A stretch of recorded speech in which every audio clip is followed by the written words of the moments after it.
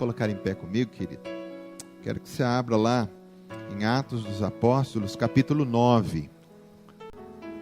Atos 9 diz assim, versículo 1: Saulo, respirando ainda ameaças e morte contra os discípulos do Senhor, dirigiu-se ao sumo sacerdote e lhe pediu cartas para as sinagogas de Damasco, a fim de que, caso achasse alguns que eram do caminho, assim homens como mulheres, os levasse presos para Jerusalém. Seguindo ele estrada fora, ao aproximar-se de Damasco, subitamente uma luz do céu brilhou ao seu redor. E caindo por terra, ouviu uma voz que lhe dizia: Saulo, Saulo, por que me persegues? E ele perguntou: Quem és tu, Senhor? E a resposta foi: Eu sou Jesus, a quem tu persegues. Mas levanta-te e entra na cidade, onde te dirão o que te convém fazer. Os seus companheiros de viagem pararam emudecidos, ouvindo a voz, não vendo contudo ninguém. Então se levantou Saulo da terra, e abrindo os olhos nada podia ver. E guiando-o pela mão, levaram-no para Damasco. Esteve 3 dias sem ver, durante os quais nada comeu e nem bebeu. Obrigado, Pai, por essa palavra que o Senhor venha falar nessa manhã, com as nossas necessidades, Pai, com aquilo que nós precisamos ouvir nessa manhã, uma palavra que nos exorte, nos edifique, nos console nessa manhã, porque essa é a função da Tua palavra, Senhor. Que o Senhor venha trazer nessa manhã um renovo em nossas vidas, uma esperança pela fé nas Tuas promessas e na Tua palavra, meu Pai. Que nós possamos nessa manhã nos alimentar desse pão vivo que é o Senhor Jesus, encarnado na sua palavra, o Logos de Deus, em nome de Jesus, amém. Você pode se sentar, querido.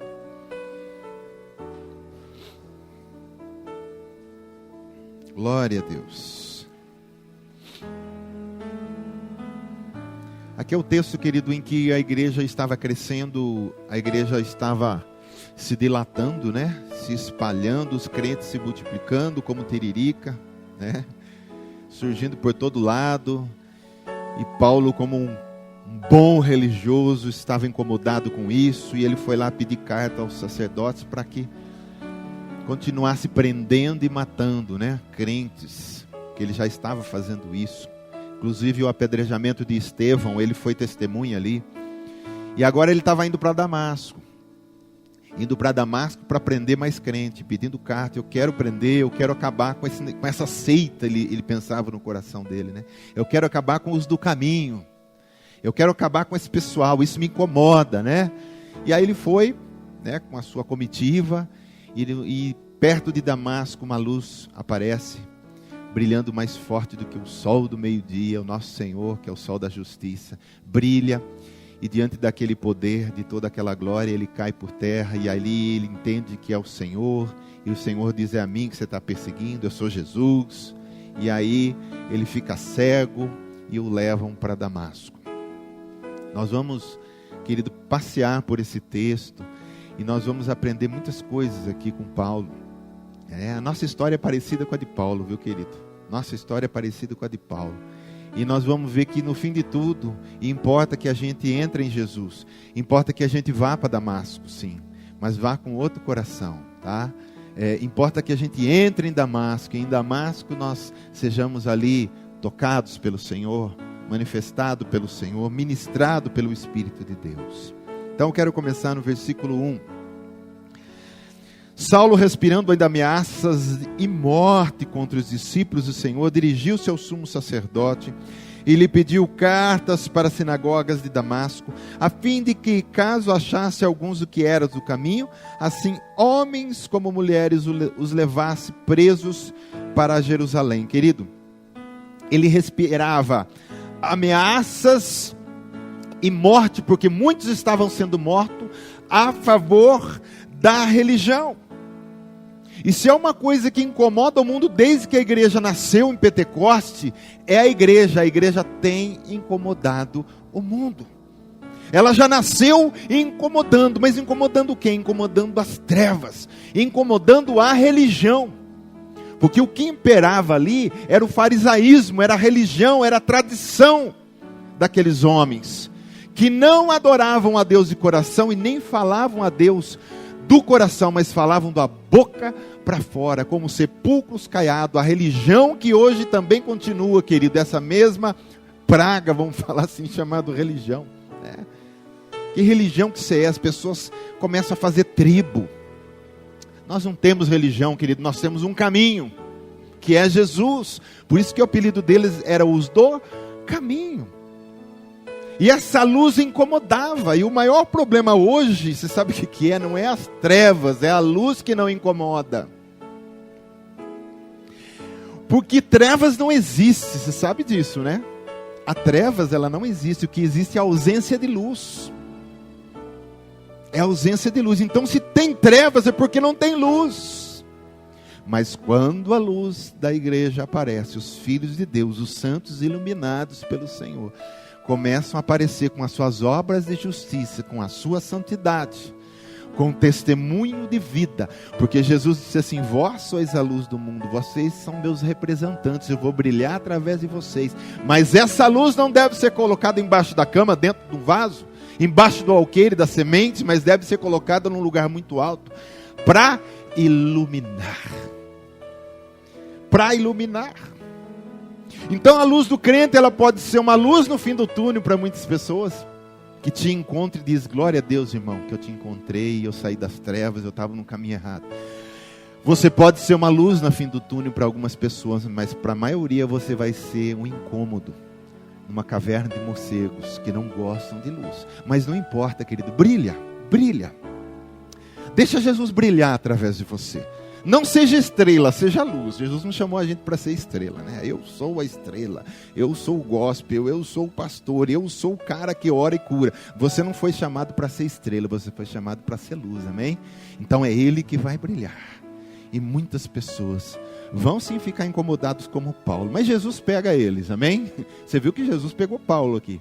Paulo estava incomodado, vou em Damasco. Jesus disse assim: espera aí que eu te espero lá na curva. Jesus ficou sentado lá na curva de uma estrada perto de Damasco, só esperando Paulo aparecer. Vem aqui que você vai ver o que eu vou fazer com você.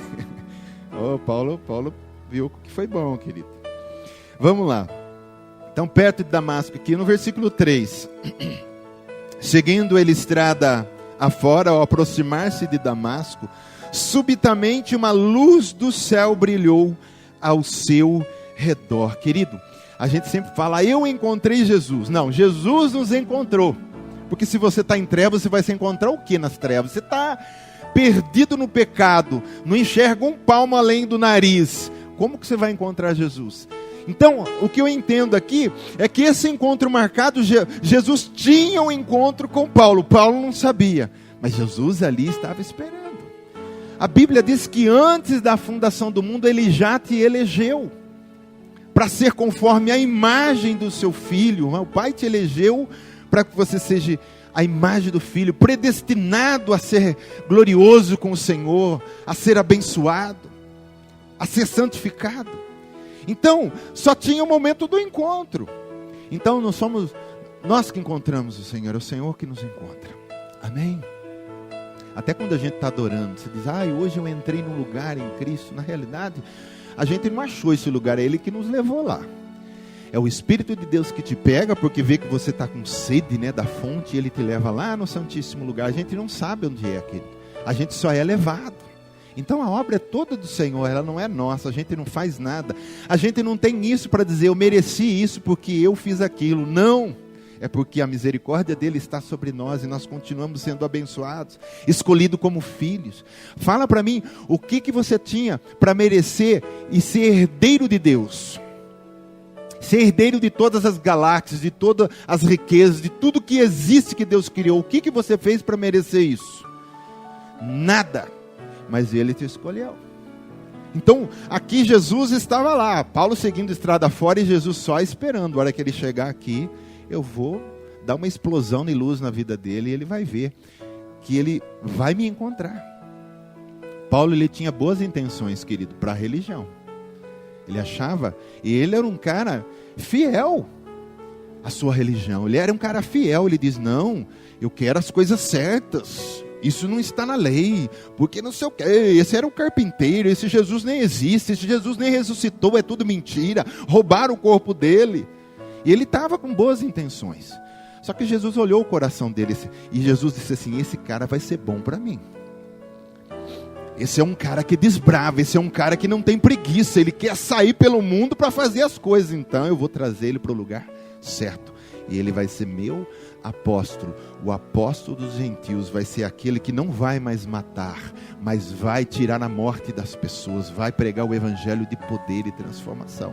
Amém? Você é o Paulo de hoje, querido. Você foi escolhido para fazer esse tipo de coisa. Você também é um apóstolo do Senhor, um missionário, onde você está, para levar aonde não tem Jesus, levar Jesus, mostrar essa luz que brilhou na tua vida. Amém, querido? Então vamos ver aqui sobre a luz. O que acontece aqui? A Bíblia diz aqui que uma grande luz brilhou, né? E no versículo 4 diz, caindo por terra. Então a luz derruba o do cavalo. Querido, Damasco ficava mais ou menos mais de 200 quilômetros de Jerusalém. 200 quilômetros é perto ou longe? Longe. 200 quilômetros. Mais de 200. Uns falam 203, 218, 230. Então por isso que eu coloquei mais de 200. E ele tinha pressa em prender os crentes. Eu pergunto para você, ele foi de a pé ou foi a cavalo? Porque o texto não fala, muita gente discute isso aqui, né? Não, meu texto não fala mesmo que ele estava a cavalo, agora vamos pela lógica, né? Se você fosse aqui em Piracicaba, que é 30 quilômetros, e você tivesse cavalo, você ia a cavalo ou ia a pé?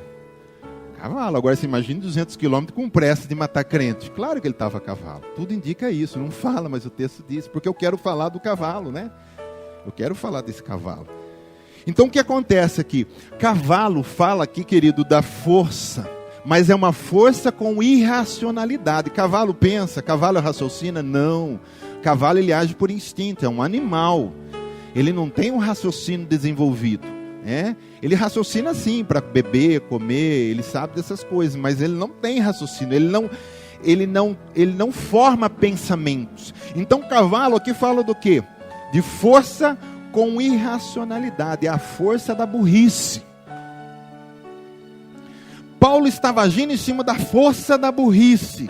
Era muita força, mas sem entendimento nenhum, sem conexão com Deus nenhum, para saber de Deus, com a sua sabedoria e todo o seu entendimento e conhecimento, o que Deus quer para a minha vida. Muita força, mas pouco conhecimento. A igreja de Cristo não está assim hoje? Muita gente, muita coisa acontecendo, muitos tijolos sendo construídos, mas sem conhecimento nenhum. A Bíblia diz, os espíritas falam assim quando eles cumprimentam. Nós falamos graça e paz, paz do Senhor, paz de Deus, né? Alguns falam paz de Deus. Mas eles cumprimentam assim, a luz esteja com você, muita luz para você. Eu pergunto para você, o que é luz, querido? Será que quando a gente fala assim, muita luz para você, o Senhor vem e pum, luz em você, é assim que acontece? Não. Luz fala de conhecimento. E quanto mais a gente conhece a verdade, mais na luz a gente está.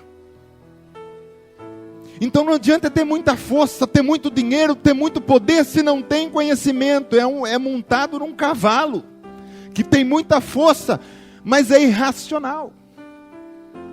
Então tudo que nós temos que fazer não é na força do nosso braço, da nossa sabedoria, do nosso conhecimento, das nossas estratégias de propósito. Eu não posso montar nesse cavalo, e Jesus vai me derrubar se eu estiver nesse cavalo.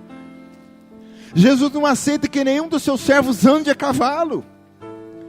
Ele quer que todos que fazem o seu propósito, desça do cavalo, caia do cavalo. E se descer antes, ele não derruba, menos pior. Mas se ficar no cavalo, ele vai derrubar. Porque não é na nossa força, é na força do Espírito.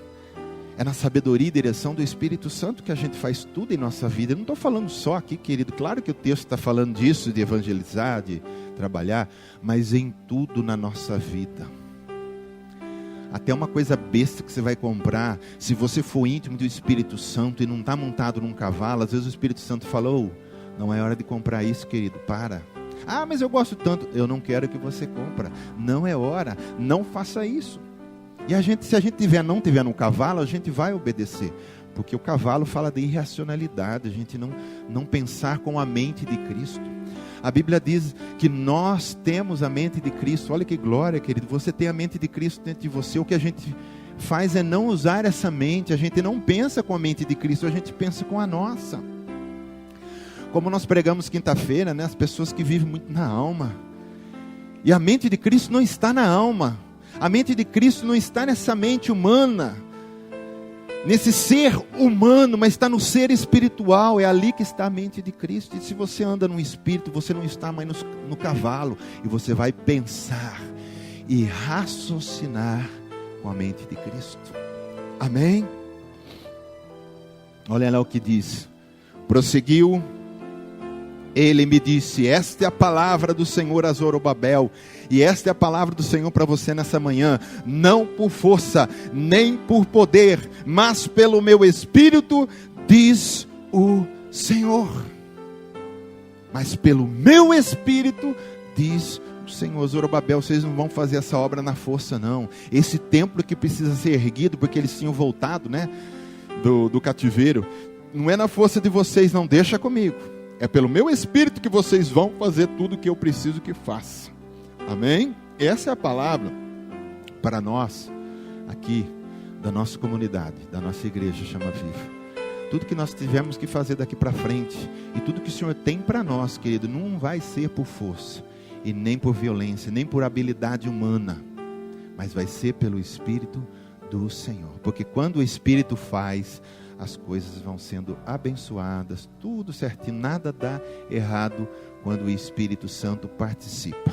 A terra era sem forma e vazia, mas quem estava pousando, quem estava abraçando a terra ali envolvida era o Espírito de Deus que pairava sobre as águas, como galinha chocando os seus ovos.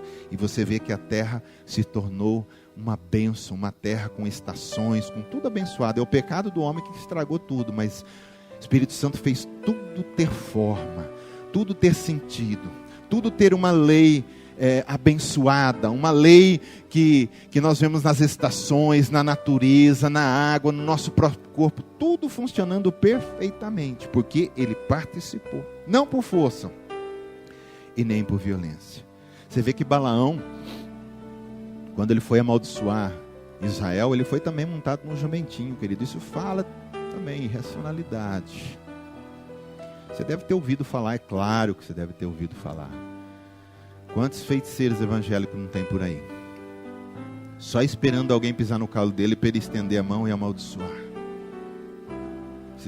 Essa semana eu escutei lá no curso um senhor que estava atrás de mim, que ele não conhecia a mulher, né? Ele estava com a filha doente, né? Ele viu uma mulher estranha lá e tal.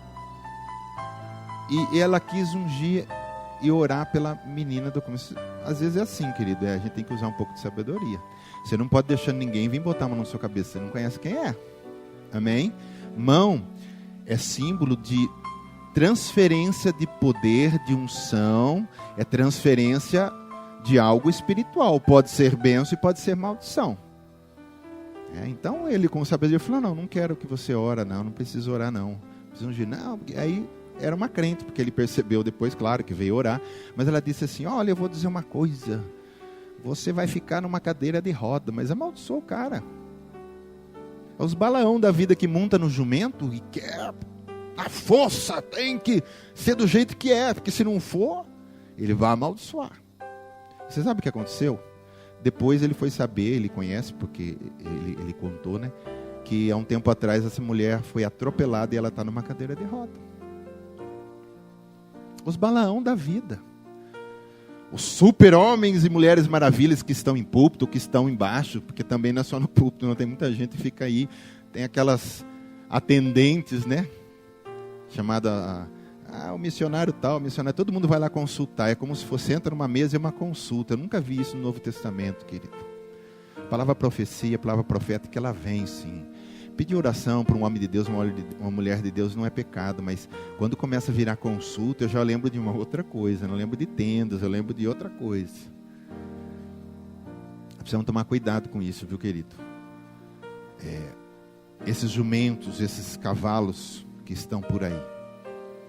Nós não podemos, querido, abrir a nossa boca nunca para amaldiçoar ninguém. Você pode amaldiçoar um pernilongo que está te infernizando à noite, essas coisas você pode. Às vezes eu falo, ô pernilongo do inferno, né? Some daqui, eu te amaldiçoo, porque você não acha o bichinho nem a pau, né? E ele fica te perturbando. Mas, querido, aquilo que é feito à imagem e semelhança de Deus, aquilo que foi feito à imagem e semelhança de Deus não pode ser amaldiçoado. Amém?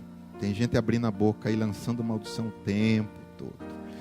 Aí, o que essa luz faz também? Coloca ele por terra, porque diz que a luz apareceu e ele caiu por terra. E eu vou falar para você, é na terra. Quando a gente está por terra, é quando a gente está no pó, porque nós somos feitos de pó, sim ou não? Somos terrões ambulantes, terra ambulante. E é quando a gente está no pó que a gente acha o nosso lugar. Aqui é meu lugar e Deus tem que aparecer. Então é na terra que a gente ouve o Senhor, porque quando ele cai por terra, ele ouve a voz. Ele ouve a voz dizendo, Saulo, Saulo, por que me persegues? E aí Jesus depois responde, quando ele pergunta, quem és tu, Senhor? Eu sou Jesus. Jesus se apresenta para quem vive prostrado, para quem vive no seu lugar. Quem sou eu? Porque olha aqui, eu sou. Você quer saber quem eu sou? Eu sou, já preguei no Gideão. Olha aqui meu currículo, ó. Eu tenho bacharel, eu tenho doutorado, ó, eu tenho isso. Já preguei em Nova York, em New Orleans, já preguei em Nova York, já. E vai o cara se apresentando. Quem somos nós? Nada. Somos pó. A Bíblia diz em Tiago, somos como neblina que passa, somos ervas que hoje está verde e amanhã não está mais. Quem é o homem? O salmista pergunta no Salmo 8, quem é o homem para que o Senhor se lembre dele? Essa é a nossa posição. Quando Paulo cai por terra, ele ouve a voz do Senhor. Qual que é a posição da igreja hoje? No pó. Para que Jesus apareça. Porque se a noiva quiser aparecer mais que o noivo, querido, aí está o problema. Aí está o problema. Na terra é que a gente reconhece o senhorio de Jesus. Aí no versículo 5 ele diz assim, quem és tu, Senhor? Porque ele não sabia quem era, mas sabia que era um Senhor. Ele diz, poxa, com essa explosão, com essa luz que me cegou, essa presença toda só pode ser o Senhor. Mas em cima do cavalo, Jesus não revela nada para ele e ele não vê nada. Quando ele cai por terra, é ali que Jesus diz, aí seu lugar. É aí que você vai reconhecer que eu sou o Senhor e você é apenas o meu servo.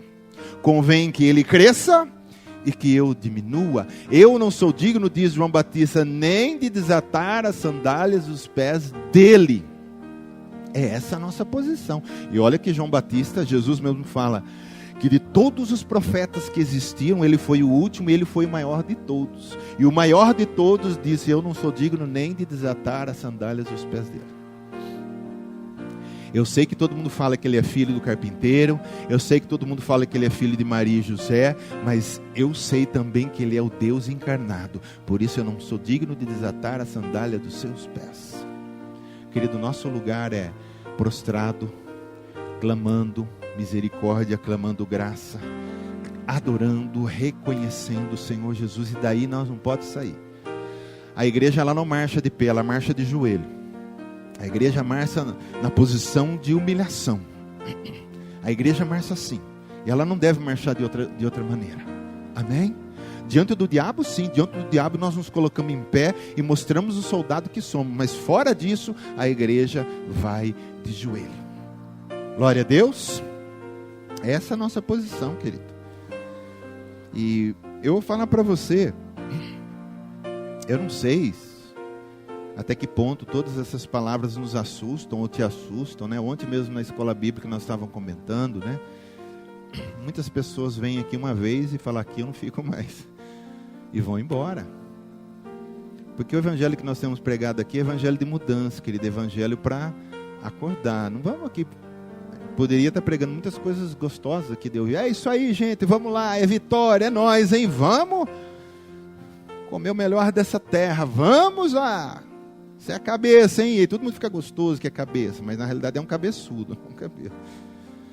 cabeça não somos nós, é ele, viu? Até no Velho Testamento foi falado isso, mas isso foi falado para Israel. A gente tem que pegar o contexto. Vocês são cabeça e não cauda. Cabeça do quê? A nação Israel seria a cabeça, aquela que deveria ser os sacerdotes para pregar o evangelho para todas as outras nações, mas eles não quiseram. Então não foram cabeça coisa nenhuma, tá?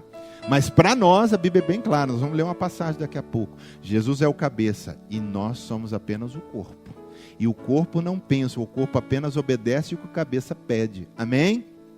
Então, esse negócio daí, esse evangelho aí tem assustado, né, as pessoas. Mas nós não estamos aqui para pregar o que os homens querem ouvir, mas o que Deus quer falar. Amém? Porque humanamente todo mundo quer ouvir coisa boa, querido. Às vezes até eu queria uma palavra, mas Deus fala assim, é essa, vai por aí. Eu vou falar o quê? Eu falo, não, Deus, deixa que eu vou pregar hoje um pouco sobre novo céu, nova terra. Vamos falar das ruas de ouro, é gostoso, se Deus também permitir um dia eu falo, né? Eu gosto desse assunto, né? Eu e o Anderson apaixonados, né? Antes por arrebatamento, antes da hora pergunta, como vai ser? É antes, é depois? Como é que vai ser? Pau, outro dia ele estava perguntando até a velocidade que a gente vai sair do corpo. Eu falei, pô, irmão, já está querendo demais, não tem como calcular isso. Mentira, não falou isso não. Está inventando, perdão, Senhor. Vamos lá. Isaías 6:1 vai dizer assim. Olha lá, Isaías 6. Não sei se dá para ler que está pequeno, mas vamos lá. No ano da morte do rei Uzias, eu vi o Senhor assentado sobre um alto e sublime trono, e as abas das suas vestes enchiam o templo. Versículo 5. Então disse eu, ai de mim, estou perdido, porque sou homem de lábios impuros, habito no meio de um povo de impuros lábios, e os meus olhos viram o rei, o Senhor dos exércitos. Olha lá que ele reconheceu quem ele era na luz do Senhor. Paulo caiu por terra e viu qual era o lugar dele e reconheceu o Senhor. Você vê que Isaías, quando está no templo, a luz vem, até ali ele já era profeta, até ali ele não sabia o quanto ele era pecador, mas quando a luz aparece, ele diz, ai de mim que eu vi o rei, eu sou de lábios impuros e habito num povo de impuros lábios. Querido, na luz a gente começa a ver o que a gente é. Você vai ver que até o capítulo 6, Isaías ainda fala para muitos perversos, ele fala, ai dos perversos de Jerusalém, ai não sei o que, vai falando ai para um monte de gente, mas quando ele vê a luz, é ele que fala ai de mim. Ele falou para todo mundo, olha, ai dos perversos de Jerusalém, ai dos perversos não sei da onde, Aí quando ele vê a luz, a luz mostra também que ele não estava tão bom assim, não, ele diz, ai de mim que vou perecendo. E às vezes a gente acha porque a gente está no culto todo dia aqui, a gente é melhor que os outros. E não é. Porque quando a gente cai por terra, acha o nosso lugar de prostração, de adoração, de busca, de renúncia. A luz vem e a gente começa a dizer, puxa, eu não sou tão bom assim como eu pensava que eu era. Porque quanto mais longe da luz, mais a gente acha que a gente é bom. É assim que funciona, viu, querido? Tem gente que você vai conversar aí e você vai tentar falar do evangelho, mostrar Jesus, o cara fala, eu não preciso. Cara, eu não mato, não roubo. Olha, até a cerveja com álcool eu não bebo, estou bebendo até sem álcool. Olha como que eu sou uma bênção. Mas não tem Jesus. Então, às vezes a pessoa acha, porque ela está quanto mais longe da luz, mais bom a gente acha que a gente é. Mas conforme a gente vai chegando perto, a gente fala, puxa, eu achava que eu era bom, não sou. Aí você chega mais perto e fala, meu pai, será que eu vou morar no céu? Porque quanto mais perto você chega, mais frustrado você fica. Mas isso é bom. É onde a gente acha o nosso lugar. E não saia desse lugar, querido. Não saia desse lugar. Nunca ache que você é o cara. Nunca ache que aquilo que você fez, puxa, como eu fui bom. Não. Chega mais perto do Senhor, você vai ver que você não foi tão bom assim. Você não foi tão bom assim. E isso não é pecado, querido. Isso não é frustração. Isso é bom para nós. A igreja devia caminhar desse jeito, sempre olhando que ela não é nada mesmo. Que se não for Cristo e a misericórdia e a luz, é o que nós temos que falar o tempo todo como Isaías. Ai de mim, Senhor, ai de mim. Eu preciso melhorar. Ai de mim. A minha língua, os meus olhos, os meus pensamentos. Ai de mim, meu coração. Ô Senhor, ai de mim. É aí que é a nossa posição, querido, falando ai de mim, né? E é só vendo a presença do Senhor. O Jó 42, ele vai dizer assim, Escuta-me, pois, havias dito e eu falarei. Eu te perguntarei e tu me ensinarás. Eu te conhecia só de ouvir, mas agora os meus olhos te veem.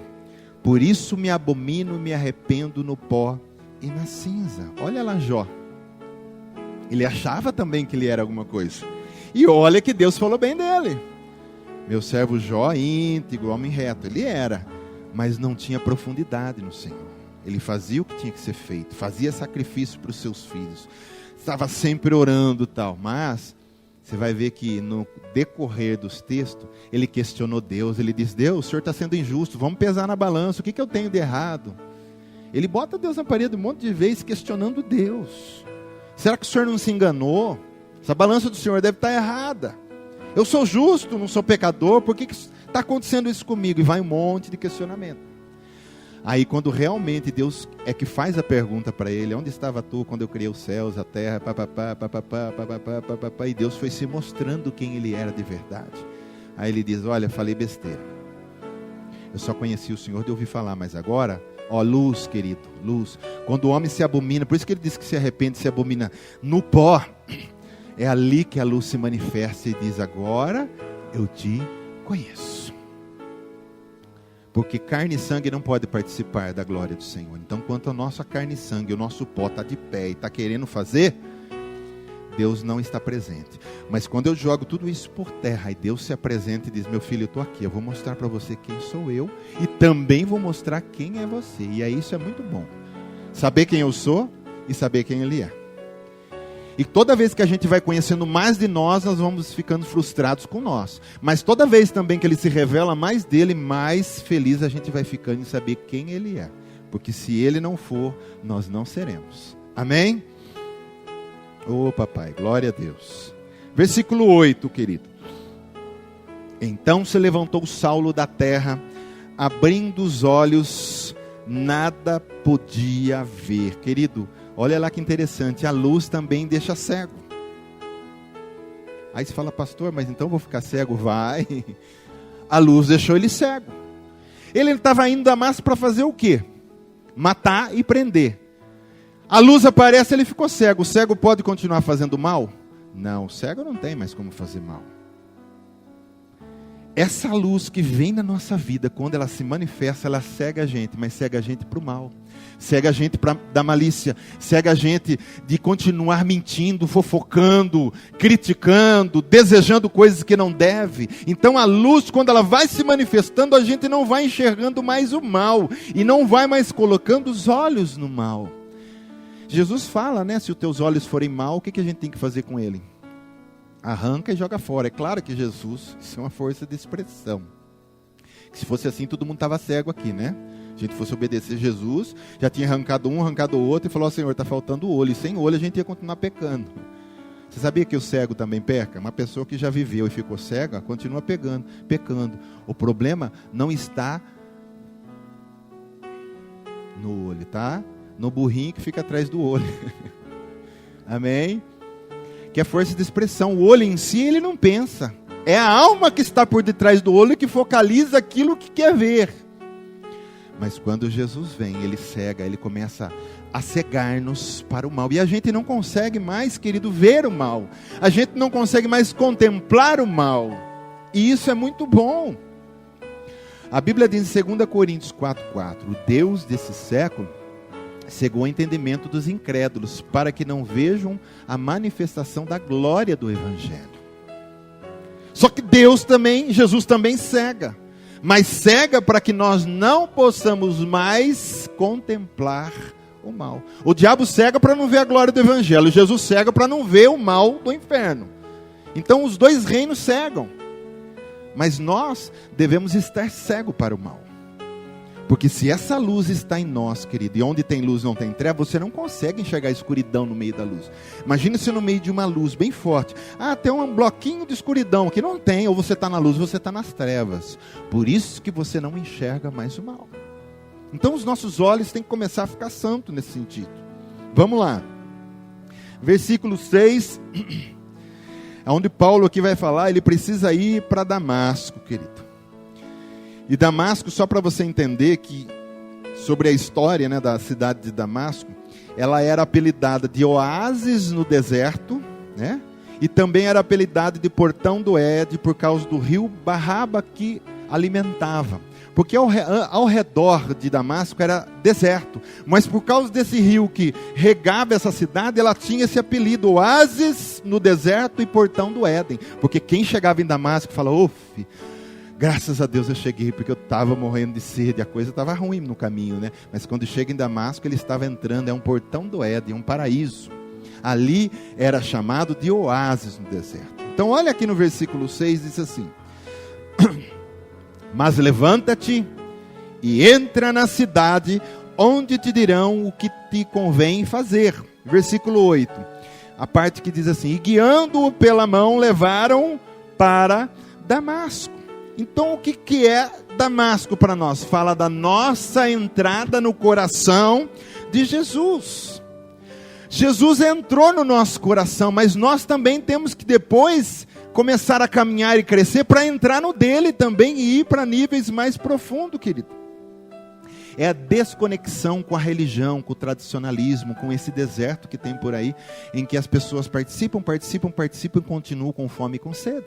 É isso que nós temos que procurar, entrar em Damasco, entrar nesse portão do Éden, entrar nesse oásis que está no deserto, que é o próprio Jesus, para a gente se conectar com esse oásis chamado Jesus.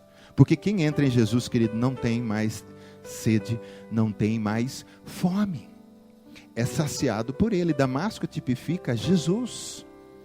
A gente está na estrada, a gente está perdido, a gente está montado num cavalo, a gente está com a intenção toda errada. De repente Jesus pega-nos, nos cega e diz assim: agora você vai entrar no meu coração, no meu propósito. Colossenses 3,3 diz assim: porque morreste, e a vossa vida está oculta juntamente com Cristo em Deus. Ou você está oculta. Você está oculto dentro desse oásis. Você está oculto dentro de Damasco. Guardado ali. Se você não estiver ali, você está na estrada. E se você está na estrada, você vai morrer. Porque é deserto. Amém? Querido, vamos rasgar essa carta que nós pegamos do sacerdote. Vamos rasgar esse plano humano que a gente tinha no coração. Vamos descer do nosso cavalo. Vamos abandonar essa estrada e vamos entrar em Damasco. A gente não pode continuar vivendo à beira do caminho. Você lembra da história do cego? A Bíblia diz que ele vivia aonde? À beira do caminho. E beira do caminho não é lugar para a gente viver. É lugar de cego, é lugar de mendigo, de quem está pedinte. Ele ficava ali na entrada de Jericó, no caminho, sempre pedindo, passava alguém, me dá uma esmola, me dá uma esmola, me dá uma esmola, até o dia que passa Cristo, e ele sai correndo atrás, porque ele não queria mais aquela vida de beira de caminho. Jesus, filho de Davi, tem compaixão de mim, e ele gritando, e os discípulos dizendo, cala a boca rapaz, e ele gritava mais. Jesus diz, chama ele lá. Jesus olha para ele e diz, que queres que eu te faça? Ele diz que eu vejo. Ele diz, então veja. A partir dali, quando ele começa a enxergar a Jesus Cristo, quando ele começa a ter visão novamente, querido, ele vai para Jericó, ele começa a viver dentro da cidade. Então o caminho não é o nosso lugar. Está na hora da gente começar, sabe, olhar, se nós estamos em Damasco de verdade, se nós estamos dentro desse portão, né, do Éden, essa cidade do oásis, é aí que é o nosso lugar. Amém? Não podemos ficar na estrada, querido. Não podemos ficar na estrada. Versículo 9.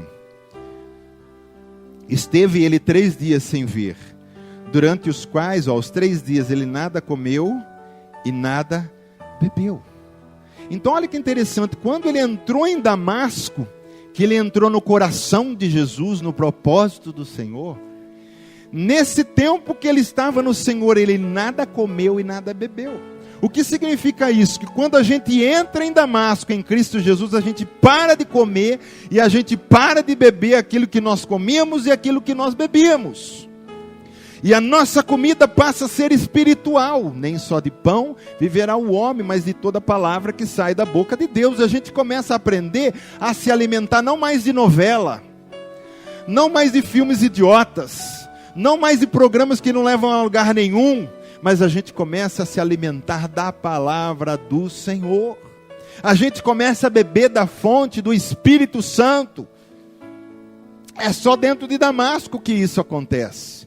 Então ele não comeu mais nada daquilo que era terreno, mas com certeza ele estava comendo daquilo que era espiritual. Esses 3 dias e 3 noites, querido, que ele estava dentro de Damasco, dentro do propósito do Senhor, dentro do coração do Senhor, eu tenho certeza que o coração dele queimava e queimava, e ele chorava, e ele recebia, e ele recebia. Amém? Nós precisamos parar, querido, de comer. Nós precisamos parar de ser bode, parar de comer as coisas do mundo. Não tem, querido, eu não sei como é que as pessoas começam, a gente ouve isso falar, né? As pessoas que assistem novela, querido, onde a gente está com a cabeça de assistir uma novela? Acha uma que presta para mim. Acha uma que presta. A gente perde horas assistindo novela, horas, sei lá, fazendo o que, assistindo o que, comendo o que nem bode, comendo toco, comendo mato seco. E a gente não consegue entrar em Damasco, e a gente não consegue andar nas campinas verdes que o Senhor dá às suas ovelhas. Comida, eu sou a porta. As ovelhas entram por mim, vai, pasta, eles entram e saem. Jesus é a entrada para a gente comer. E eu tenho que ficar em Damasco. Por isso que nós temos que entrar no Senhor. Nós temos que desejar um nível mais profundo. A gente tem que desejar comer coisas que a gente ainda não comeu, que o Senhor ainda tem para nos oferecer. Tanta coisa que Deus tem para revelar para você ainda, querido. Tantas coisas que Deus tem para oferecer para você experimentar. E você acha assim, já experimentei de tudo, não experimentou nada. Nós não experimentamos nada. Só que por que a gente às vezes não consegue ter essas experiências mais profundas? Porque nós estamos na estrada, montado num cavalo ainda. E lá, o Senhor não vai revelar nada para nós, querido, é dentro de Damasco. Paulo, você caiu, achou a sua posição, agora eu quero que você vá para Damasco. Entra no meu coração. Eu vou começar a mostrar para você quem sou eu, o que eu tenho para você. Eu vou dar uma comida para você, Paulo, que você ainda não comeu. Você estava comendo da lei, da tradição do farisaísmo, mas agora eu vou dar uma coisa para você, que você vai comer e nunca mais você vai ser o mesmo. Porque Jesus disse, quem não comer da minha carne, não beber do meu sangue, não tem parte comigo. Amém, querido? Então ele esteve 3 dias aqui. Você vai ver que no deserto, quando o povo estava andando lá, foi 40 anos que caminharam, né? O próprio Jesus era o maná que caía do céu e a rocha que jorrava água. Ele era isso.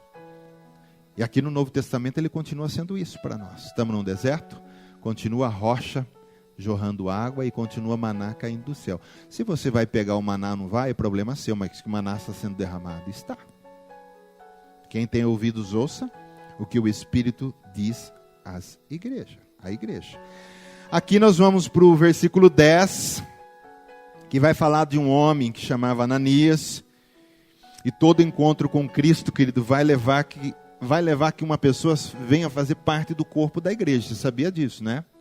A pessoa encontrou com Cristo, ele vai ter que se engajar no tronco, no corpo, que é a igreja. Ele foi escolhido como membro, ele vai ser enxertado nesse corpo, irrigado pelo sangue do Cordeiro. Amém? Então, Ananias, ele tipifica a igreja.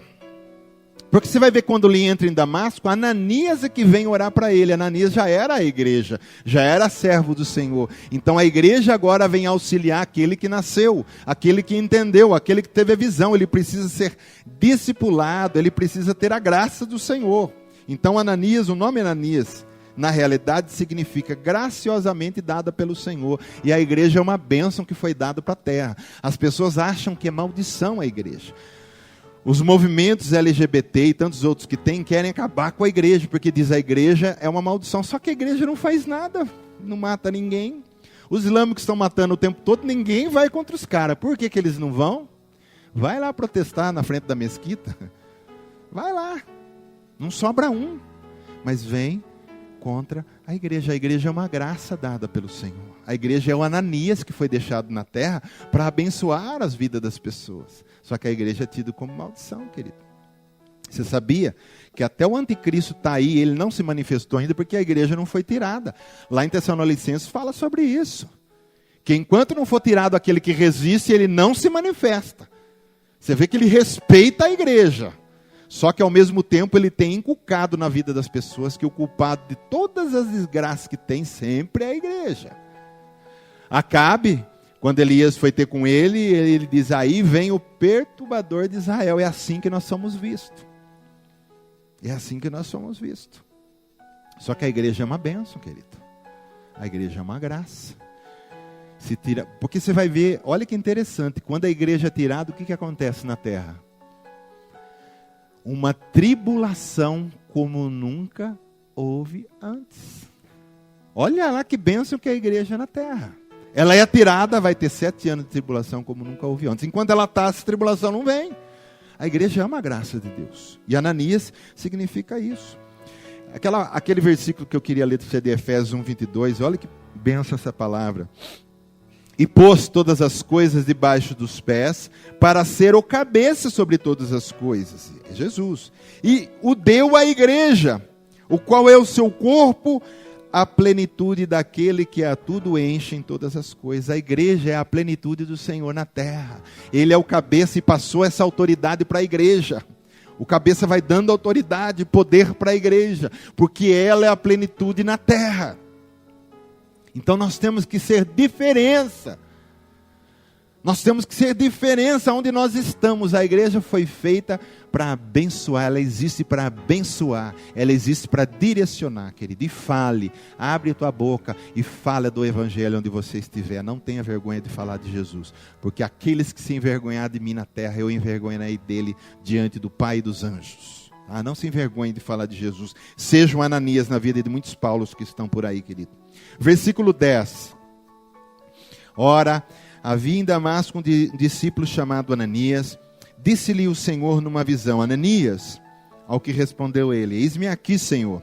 Então o Senhor lhe ordenou, dispõe-te, deu até o endereço para ele, né? Vai à rua que se chama Direita, e na casa de Judas procura por Saulo, apelidado de Tarso, pois ele está orando. E viu entrar um homem chamado Ananias. Olha, Deus tinha revelado para Paulo, vai entrar um homem aqui chamado Ananias. Aí revela para Ananias, vai lá na rua tal, na casa de fulano tal, que ele vai saber que é você que vai entrar. E impor-lhes as mãos para que recuperasse a vista.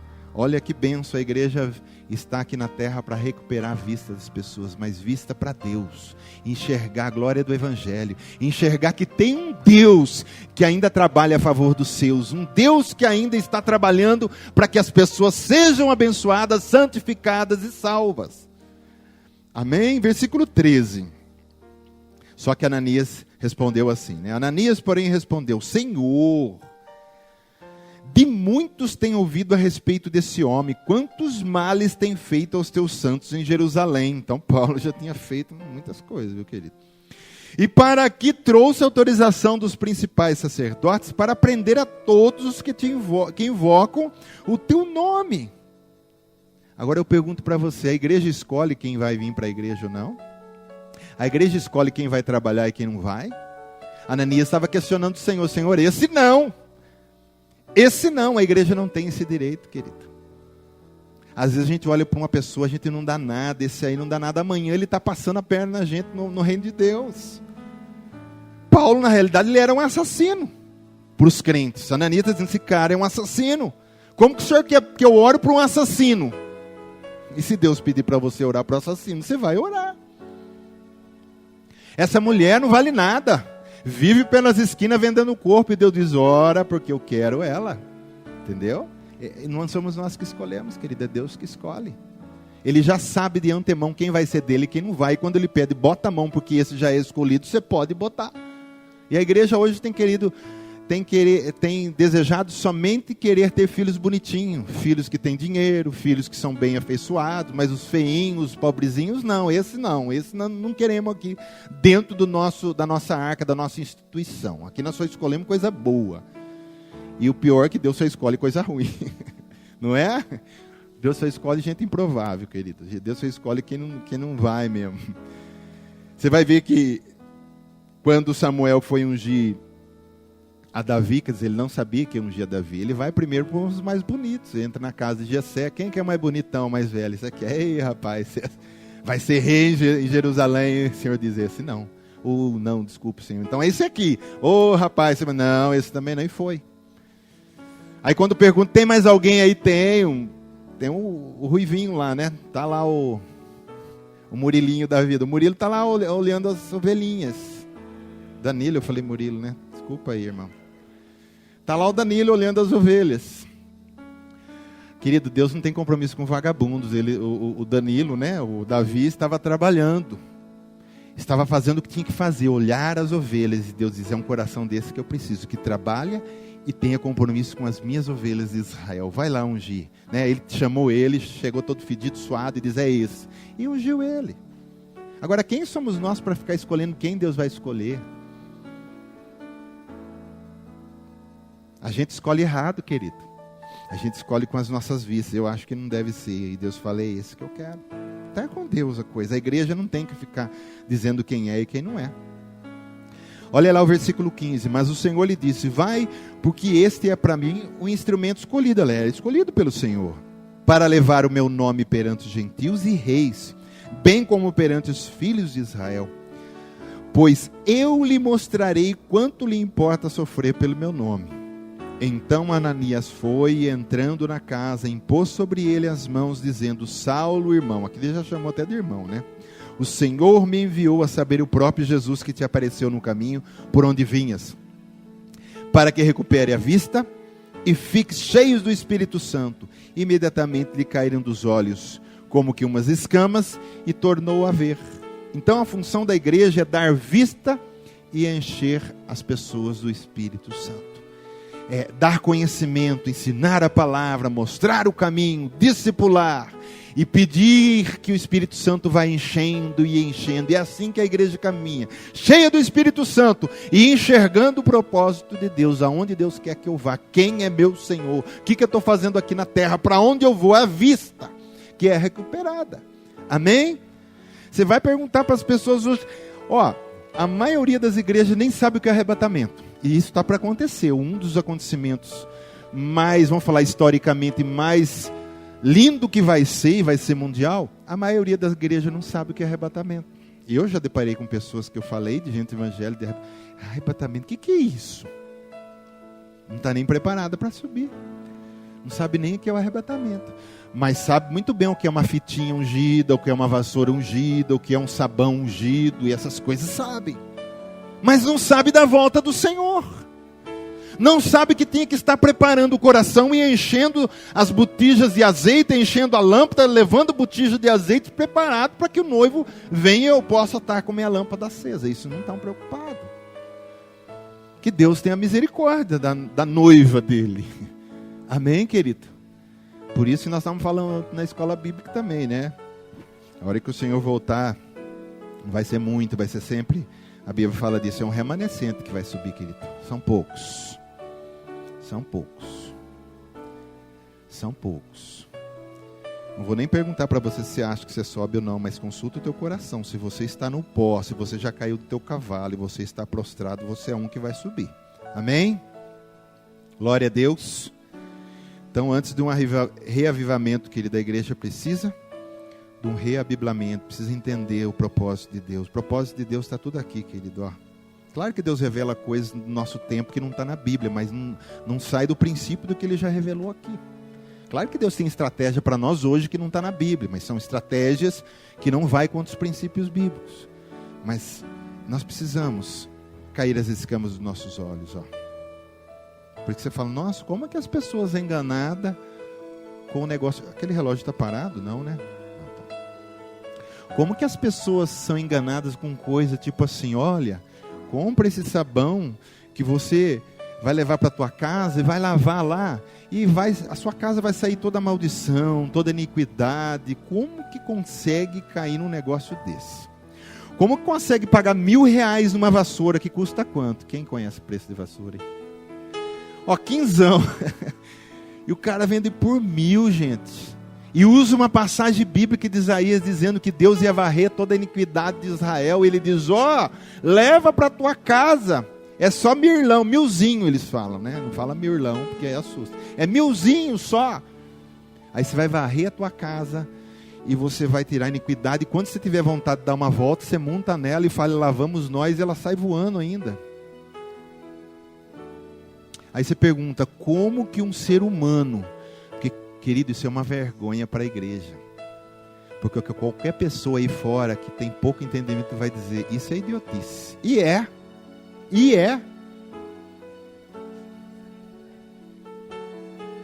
Então, todo mundo saindo com vassoura do culto. E aquele trânsito no ar, né? Todo mundo para lá, voando, tá? O pior é o cara chegar em casa e dar para a sogra de presente, a sogra quebra. Eu paguei mirlão.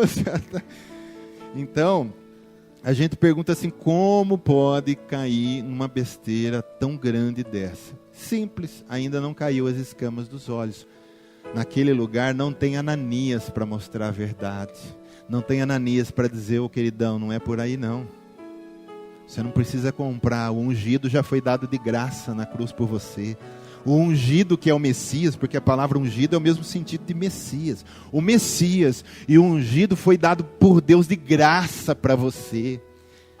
Deus enviou o seu único filho por causa do amor que ele tem por você. É só receber ele pela graça, não precisa de vassoura da bruxa. Só que eles não sabem disso. Vem lá da idolatria, vem lá do romanismo, vem de tanto lugar, entra ali, e a primeira coisa que eles entram no culto e aprendem é que eu tenho que comprar uma vassoura ungida. E pagar R$1.000 ainda. Que se fosse de graça ainda teria um desconto. Você fala, pô, mas estão dando, né? Já seria um prejuízo lascado, e além disso tem que dar 1.000. Agora, se a pessoa para pensar, peraí, se esse negócio fosse bom e vem de Deus, e Deus dá tudo pela graça, por que eu tenho que pagar 1.000? Mas não pensam, querido, por isso que eu falo, está num cavalo, é irracional. Muita força e pouco racionalidade. Nosso culto é racional também, viu, querido? É racional. A gente tem que saber o que a gente está fazendo. Está erguendo a mão, por que eu estou erguendo a mão? Eu tenho que me prostrar, por que eu tenho que me prostrar? Diante de quem eu estou me prostrando? Tem que saber as coisas. Isso é luz. A seguir levantou-se e foi batizado. Olha, Paulo foi orado, imposto as mãos, caiu as escamas, o Espírito Santo encheu a vida dele, a plenitude veio ali, né? Estava na vida dele, e de repente, ele, como já era um judeu, ele conhecia tudo da lei, só faltava ele reconhecer que era Jesus o Messias esperado, só isso, por isso que o discipulado dele não foi longo, tá? Aí já pegou ele e batizou. O que o Ananias tem que fazer com as pessoas? Batizar. O que a igreja tem que fazer? Levar ao batismo. O que é batismo? Levar ao sepultamento e à morte. O Ananias tem que enterrar as pessoas, dizer, ó, você morreu. Você morreu com Cristo. Você foi sepultado para o mundo. E agora você vai levantar com Ele na ressurreição para uma novidade de vida. Vida nova, querida. É isso que a igreja precisa fazer. É o que Ananias precisa fazer com as pessoas. E hoje, o que mais se prega é uma coisa que acende a vida humana na vida das pessoas. Os cultos são levados para acender. Deus quer que mata, porque Jesus disse que você tem que perder a vida por causa dele, morrer mesmo, negar, e a igreja está pregando ao contrário. Não, vamos levantar, gente, vamos aproveitar o melhor dessa terra, vamos viver nesse mundo, vamos estaquear nesse mundo. E Jesus está falando, não, vocês têm que morrer. E o Ananias não está fazendo isso, a igreja não está fazendo isso. A igreja não está sepultando mais os seus. Eu quero crer aqui que todos aqui já foram sepultados com Cristo, já morreram, querido, acabou. Mundão velho sem porteira, você já me perdeu, é isso que você tem que falar. Já me perdeu. Como é que é aquela música? Faz outra vez, como é que ela começa mesmo? Faz-me morrer para as coisas desse mundo. Faz-me esquecer das coisas que me afastam de você. É morrer, querido, esquecer. Levanta a âncora, issa a vela e sai do porto mundão velho de porteira e deixa o vento te levar embora. E vai ficando a terra. E vai desaparecendo até o ponto que você está perdido no meio do mar, sem ver terra, sem ver mundo, sem ver mais nada. Só você e Deus. Sepultado com Cristo. Todo mundo quer ressuscitar, mas ninguém quer morrer. Quem quer ressuscitar? Pergunta. Todo mundo quer subir com Jesus, mas quem quer morrer? Ô pastor, aí também não, né? Eu sou de carne e osso, eu quero aproveitar aqui o melhor dessa terra. E quem quiser aproveitar o melhor dessa terra, vai ficar nessa terra, aqui embaixo, ó. Eu não quero essa terra não, querido, eu quero aproveitar o melhor daquela parte, daquela terra lá. Amém? Da terra chamada Reino de Deus, onde há paz, onde há justiça, onde há amor, onde há perdão, onde há misericórdia do Senhor. Amém? Ananias precisa batizar, Ananias precisa. E para encerrar, querido, 9:19. E depois de ter se alimentado, sentiu-se fortalecido. Então permaneceu em Damasco alguns dias com os discípulos. Permanecer em Damasco alguns dias fala do nosso tempo aqui na terra.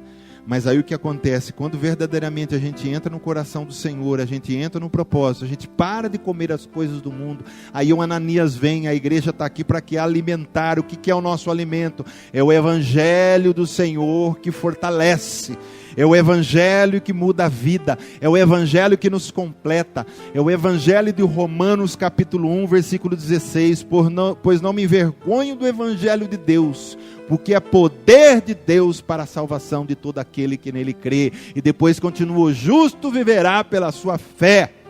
É esse Evangelho que nós precisamos.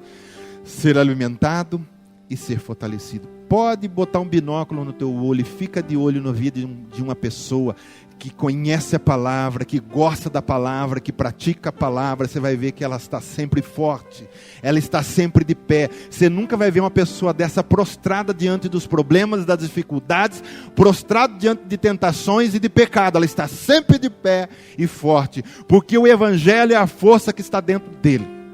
Amém? Nós só vamos ser super-heróis de verdade, e aí sim, quando nós tivermos o Evangelho em nós. Aí nós ficamos de pé, ficamos inabaláveis, alimentados e fortalecidos, e o inimigo não consegue alcançar-nos.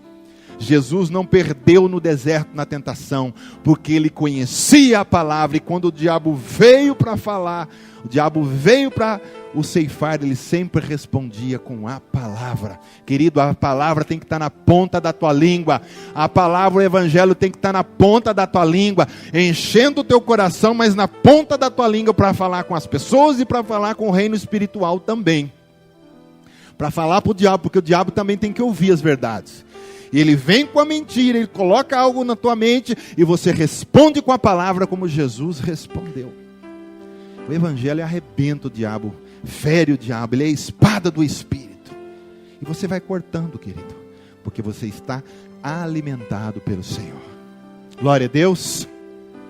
Que você fique com essa palavra, querido. Nosso lugar é em Damasco. Vamos entrar nesse lugar, vamos ficar nesse lugar. Esquece esse negócio de estrada, esquece esse negócio de mundo, esquece esse negócio, querido, de ficar montado no seu cavalo. O crente, ele anda a pé. O crente, ele não precisa de cavalo, ele não precisa de artifício, ele não precisa de luz piscando, ele não precisa de nada para que o poder de Deus opere nele.